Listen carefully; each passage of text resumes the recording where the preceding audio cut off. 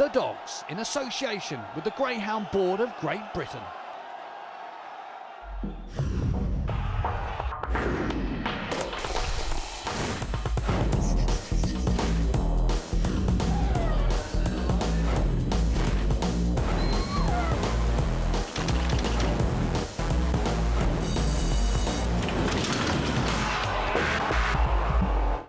Well, hello and welcome to another edition of The Dogs. We're at Henlow for a special expert forum because, of course, the William Hill Derby Countdown begins here.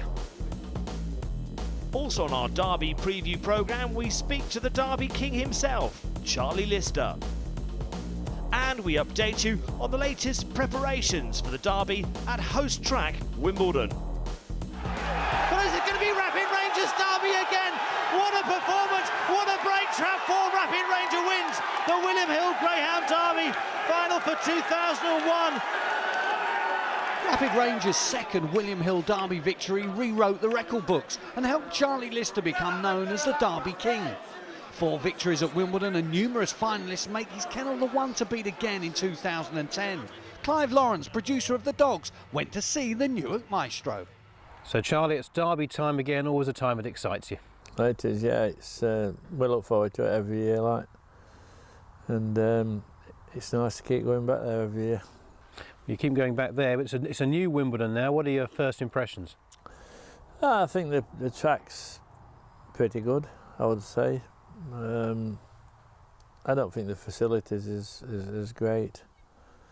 I still think they're going to struggle to get the crowd in there on the night, but saying that don't make a lot of matters to me what it is. I mean, I've been used to going to different types of track for years, and as long as the surface is good and the track's good, and I think the chappie at Wimbledon who looks after the track, he does a good job any road, so no, that's the main thing. This year's Derby promises to be one of the best, given a massive entry and a first round across 3 nights. It's meant a handful of heats where just 2 dogs qualify, and that has angered some trainers. How would Charlie solve the problem? The only way I would see around it really would maybe be to, you know, put a fixed figure on of how many runners there's got to be, and you know, maybe do the same as Peterborough did for the puppy race. Make sure that everybody trials the dogs, and the ones what don't do the times don't go in. But saying that, I mean, I've got some dogs that ain't done very good times, so you know, I'd be the same as everybody else then. They wouldn't go in. But traditionally the Derby is the only race in the calendar where it's an open entry. Anyone who wants to run can have a run. Correct, yeah, that is correct. But saying that again, if you're in race 10 and your dog, it's a free dog go through, and then you're in a race 11 and only 2 go through, the chap in the race 11 will be thinking to himself, well, he's got through their dog, and now I've paid £250 the same entry, but my dog can't go through. You know, I mean, you know, there's always looking at it, and at the end of the day, you know, I know, I mean, it's good for William Mills to sponsor it and do, but to be truthful, like, you know, if it weren't for the owners and the trainers and paying the £250 entry and buying the dogs for 30 and 40 and 50 grand a piece, you know, it'd be a different kettle of fish, I would say. Last year, his Fierce Symphonic went desperately close to winning Lister a 5th Wimbledon Derby. He leads his team again this year with memories still fresh of that incredible final 12 months ago. It's Fierce Symphonic, some 4 lengths clear into the 3rd bend, kind of ready, staying on. After these comes Wise Thought, they come round the final bend. It's Charlie Lister and Fierce Symphonic with a length lead. Kind of ready's closing, kind of ready got there. So close then, how does Charlie rate the dog's chances this time around? He's wintered well, and he hasn't never over raced him any road, so we kept him especially for this year. You know, he's kind of, he'll be about 3.5 when he runs there, so you know, really he should be in his prime because he's not had a lot of racing. I think he's a good dog, a very good dog actually, and I'm not making no excuses about last year. What happened, that was that, and that's water under the bridge. But he's running well at the moment, and you know, we just hope that he can keep getting a run and qualifying. Fierceophonic proved a major star in 2009.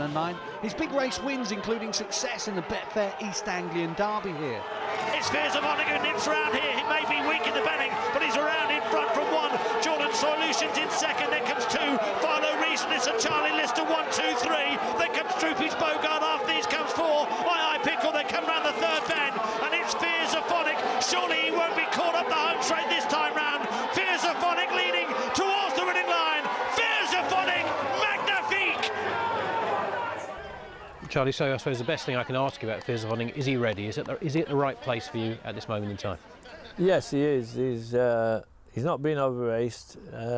He was off all winter. We had a bad winter here, so we didn't, you know, we kind of left him off in January, and we thought that, you know, we'd bring him back sometime in February, but then we had all the problems with the weather and snow and ice, so it put us behind a bit. But no, he's coming right at the right time, any road, and you know, I personally think he's a good, genuine dog, and you know, I think if he comes out and traps out, it'd be an hard dog to beat. Like. Let's have a look at a dog that's still very young, amazingly, because we seem to have heard his name so often, and he's won so much. Bandicoot Tapoki, he must be another strong challenger for you. Well, he is. I mean, he's another dog what's not had a lot of racing. He was laid off during the winter. I mean, he won 3 competitions last year for Ray. He went into the Derby last year, but he was only a puppy. And personally myself, I think he'll come back a better dog this year. You know, he's got all-round pace, and he's a good, genuine dog, like, and he doesn't have to lead. So, no, he's got tremendous back pace. You know, so I think he's a very good dog, and I think he'll come on this year. It's a typically strong Lister team for Wimbledon, and Jordan Solutions is another talented young hound ready to go to work. Jordan Solutions is another dog. He's been lightly raced. He's run some good races for us. I mean, he finished up. He runs, I think, he was second in East Anglian Derby. I'm not sure, and he's won at different places. You know, he's a good, genuine dog. He won on the Trainers' Championship for me that night, and no, I think he's a good little dog, Jordan Solutions. And then they're going racing on towards the first bend, at 4 is well away. Eden Rocket leads up early. 3's going with it though. Ballymacase, they come into the first bend. Jordan Solutions is on the outside, slightly crowded. Oh, great pace off the second bend. Jordan Solutions, and this will be 10 points surely for Charlie.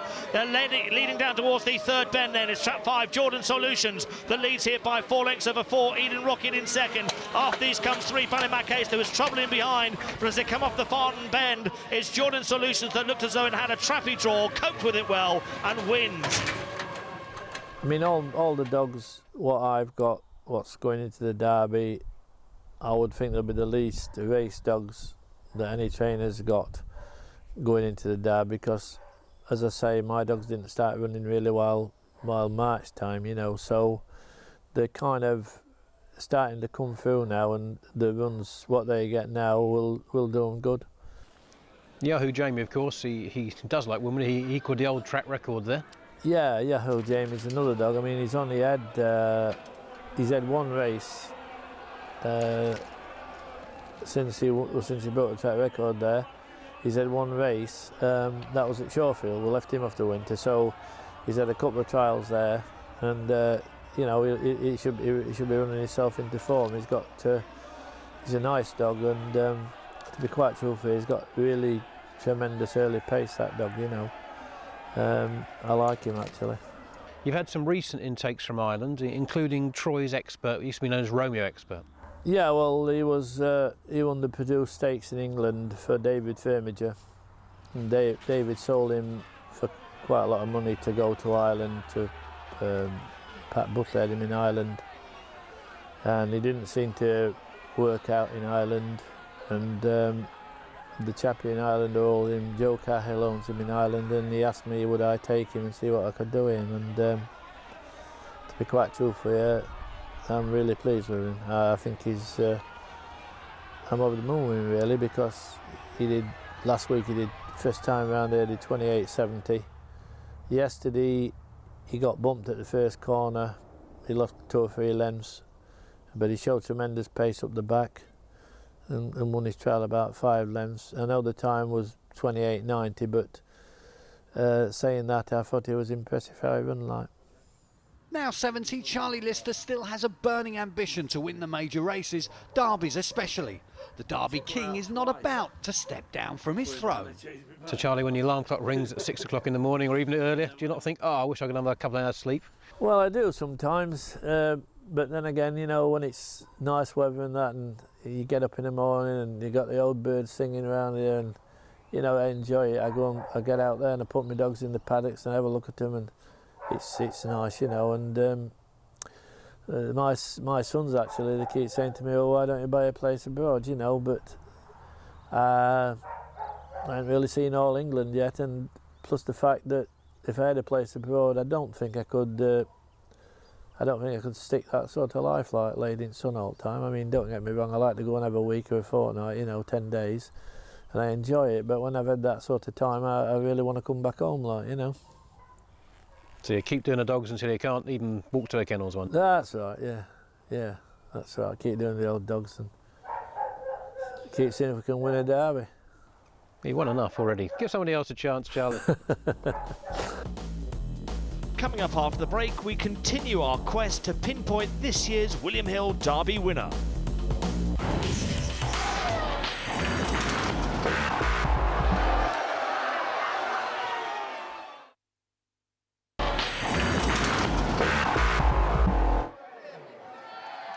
When Kinda Ready won last year's Derby for trainer Mark Wallace, few would have known that there were major changes planned for Wimbledon in 2010.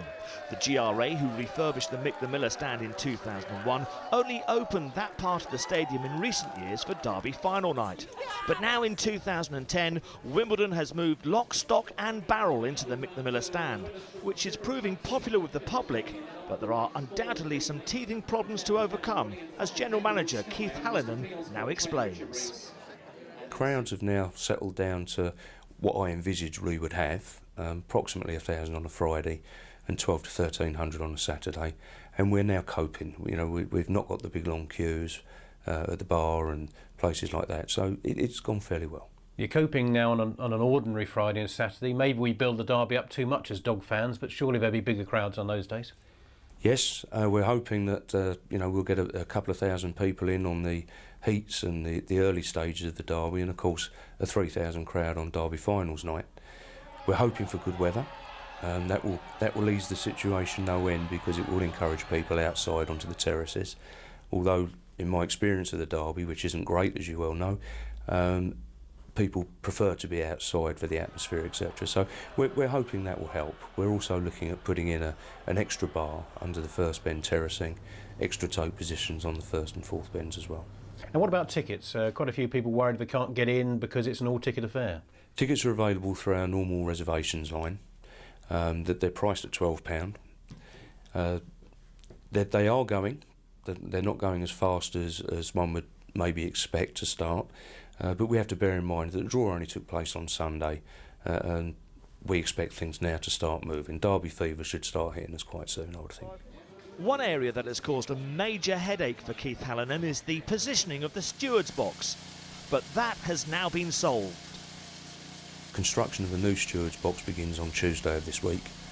We envisage it's going to be a couple of weeks until we're up and running in the new stewards box, so hopefully by the third round of the derby it'll be up and running in full operation. So you trade a bit of, I suppose, terracing room for some extra restaurant space? Yeah, it should give us only about another 8 places in the restaurant, but yeah, you know, hopefully we'll be able to fill those seats. Another area of concern to trainers and owners is the proximity of a crowd to the track. Yes, we fully understand that the crowd are now able to get much closer to the track. We're not unique in that. There are other tracks where the same thing happens. We have plans to move people back from the rail by putting in a sort of a planter along the length of the home straight. Unfortunately, it's a large job. It's a big job. We don't think that's going to be in place in time for the derby, so we're going to be relying on stewarding. Any problems so far in the few weeks you've been there? No, we haven't. No, to be fair, the stewards are doing a good job. We've had the odd occasion where people have draped their coats over the outside fence. The stewards see it, they're there straight away, and I'm pleased with the way they're reacting to it. All in all, do you think you're prepared for the derby? And don't cross your fingers behind your back here, Keith. Yes, we are prepared. With the move, we're probably a little bit later in our preparation than we would have liked to have been. But yes, we're going to be there, and I think it's going to be a good derby. Last Sunday saw the very first Derby Forum. Henlow was superb hosts, with the evening organised by owners and trainers group Go Barter. An esteemed and knowledgeable panel was assembled, including a plethora of Derby-winning trainers. The audience included a few well-known faces from the world of greyhound racing, eager to find out just who the leading fancies were. Well, Mark, you're in that privileged position of having the Derby favourite. How is Eye on the Storm? He's very, very well in himself. His preparation's been spot on, obviously coming off the back of the Blue Ribbon win. We go in there with maximum confidence. In terms of the trial, plenty to work with? Yeah, I think it's well documented. He's not a particularly great trial dog. He loves the competitiveness of races, and again, I think when he's in races, that brings the best out of him. What about the draw in trap 5 in the first round? Baptism of fire? It is. It's not ideal, but I'm sure he's the kind of dog that seems to cope with anything. I'm not really worried about it, but yeah, it's tough, but I'm sure he'll cope. But it's not all about Eye on the Storm for Imperial Kennels, is it? No, we've got a big team of entries this year. We've got 13 entries, some interesting old ones, a couple of new ones that don't know too much about myself, but I think same as last year with Kindred Sparky and Joggerless Ace. Nobody really thought of them as Derby contenders, and they did very well in the competition, and I think we could hopefully find a couple more like that. Have the bookmakers just underrated your greyhounds this year? I don't think so. See, I'm not a gambler anyway, so I don't really understand value for money. But when you talk about Westmeath Hawk and Westmeath Lord, they had that gift that Wimbledon requires. Either weave your way through or out and gone. And my dogs this year seem to be in that category, that we probably not got enough early pace and not the finishing power of Westmeath Hawk. So probably that's a factor that our dogs are highly priced. And the new Wimbledon, have you seen it? What do you think? I've seen it, but it's difficult to assess how racing will go with top dogs. But personally, I fear as always that it's not really a Derby course. Well, Pat Buckley, trainer of last year's Irish Derby sensation College Causeway. You got 7 entries this year, Pat. It's got to be the most ever. Yeah, it's a big entry. Yeah, there's a couple of them long shots, but I think there's 5 there potentially could be good enough. They need big luck, but we have a good team this year for it. You got the Irish Puppy Derby champion Tullamurray. Has he trained on? He hasn't been. He really and truly hasn't been asked to train on this year because the weather's been so bad in Ireland. It was the first, 20th of March before he started galloping him, and then he got a little bit of sickness, and we brought him back, and he did an 1876 run in Shelburne. Very pleased with it. Ran him in Wimbledon last night, cramped solid, but he's short to run or two, but when he comes back, if he get 2 runs, he'd be a very, very live candidate for to win it. Tullamurray would be your number 1. Beaming Dilemma, where does that fit into things? Beaming Dilemma, he won the Guinness Trophy all India 28-35. I mean, that'd be quicker than any Laurels winner's ever won it. And he's coming on from strength to strength. He ran in Shawfield, he was put out. Then he came on and won the consolation semi-final and final, the consolation, the plate stake, whatever it was. And tried him last night, he did 28-61. So I'm very pleased with him. He's getting better the whole time. Also in the audience on Sunday was another leading trainer, Carly Philpott. Now a Derby-winning handler, Nambisco heads her entries after a brilliant Bettor.com Scottish Derby victory. And away we go, racing towards the first bit. Nambisco's out fast and leads up early here. Westmeath Scolari got got a good break as well, but it's Nambisco with first run, leads down the far side by 2.5 lengths. Westmead Scolari in second. After these comes Ballymac rebound, and then comes two. Ardira Monarch, superb middle pace at the moment from Nambisco with a 2.5 length lead. Westmead Scolari trying to wind it up around the final bend as they run up towards the home. It's Nambisco that has slaughtered a good field. Nambisco wins the Better.com Scottish Derby for 2010. Nambisco will be joined at Wimbledon by young kennel mates Ballymac William and Millie's Hawk. Seen here in the Ladbrokes Puppy Derby final at Monmore, both showed great pace to the bend. Millie's Hawk just a little unlucky rounding the turn. Ballymac William railed well though and was on his way off the second bend. And Carly reports that both dogs will improve for their trials at Wimbledon. There's no catching Ballymac William here. It's another win in the Ladbroke Midland Puppy Derby for Carly Philpott. Ballymac William wins easily from Bauer Eagle in second. Seamus Graham realised a long-held ambition to win the English Derby with Loyal Honcho 2 years ago. He didn't have an entry last year but has returned with Macedo Blue. As a young dog, he competed in the Irish Derby at Shelbourne, is noted for his blistering early speed and represents the team which own the superstar Premier Fantasy. 10 Large Down is among young trainer Diane Henry's Wimbledon entries. A good competition dog, he numbers victories in puppy derbies at Henlow and Sunderland. And of course he put a good fill to the sword in the Racing Post Juvenile Championship, a lineup which included Derby favourite Eye on the Storm. Heading down the far side, 10 Large Down leading here from New Lawn Class. Then after these comes Lenson Bolt. They come round the second last bend. Stumbling there was New Lawn Class. 10 Large Down giving a bit more breathing space, and they come round the final bend. And it's 10 Large Down for Diane Henry. What a winner! 10 Large Down wins the Racing Post Juvenile Championship. Irish trainer Paul Hennessy has won both the Irish and Scottish derbies. Tyra Kieran finished second for him at Wimbledon a couple of years ago. He sends over fast Shelbourne winner Barefoot Bullet. And Value Hawks might be tempted by Chris Allsop's Ballymac Ace. Always a smart puppy, he came of age when chasing home Eye on the Storm in the Blue Ribbon final. So here's how the sponsors bet for the Greyhound Derby. Eye on the Storm, who has headed the betting for some time now, is 7-1 favourite.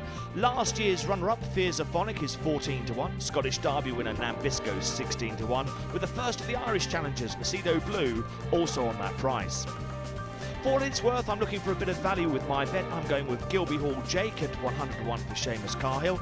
Jonathan Hobbs has chosen Macedo Blue for Seamus Graham, whilst producer Clive Lawrence has plumped for Millie's Hawk. The first round heats of the William Hill Derby get underway on Thursday night. There's also top quality action at Hove with the semi-finals of the Regency. The Derby continues on Friday at Wimbledon with the final batch of first round heats on Saturday evening. There's also opens planned at Kinsley on Sunday afternoon, whilst Nottingham, Peelaw Grange and Romford stage opens on Monday. For all the latest results and news on your local track, visit the website thedogs.co.uk. Next Tuesday, we're by the seaside at Hove for the final of the Coral Regency. Make sure you don't miss it. We're on Sky Sports 4.